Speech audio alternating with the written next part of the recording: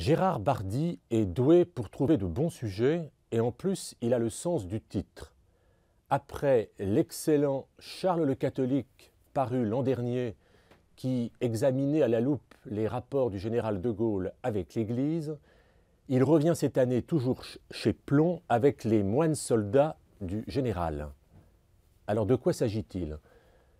Parmi les 1038 compagnons du prestigieux Ordre de la Libération, 15 étaient des religieux. Parmi eux, des prêtres séculiers, des missionnaires, jésuites, pères blancs, carmes, et sans oublier un pasteur de Mulhouse. Il y a eu aussi le destin tragique du père Deglos, sauvagement assassiné au Tchad en 1976. Et puis le dernier d'entre eux, le père de Noroy, est mort centenaire en 2006, après avoir publié chez Perrin de passionnants souvenirs, aumônier de la France libre.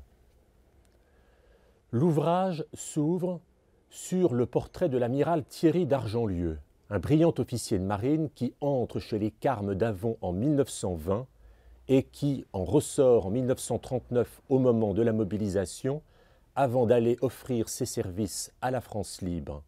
Là, auprès du général de Gaulle, il mène une action de tout premier plan et il finira ses jours, il retourne au Carme dans les années 1960 après un épisode indo-chinois beaucoup plus controversé où il fit bombarder Haiphong, causant la mort de centaines de civils.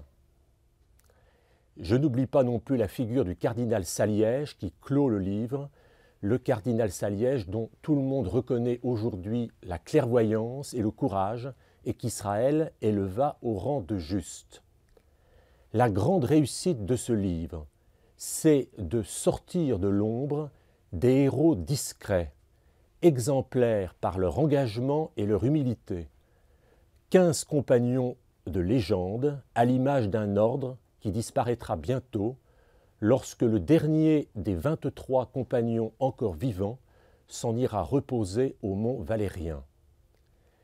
Il faut lire des livres comme ceux-ci pour se rappeler ou découvrir que tous les chrétiens, loin s'en faut, ne furent ni silencieux ni des collaborateurs, comme il est un peu trop facile de l'affirmer.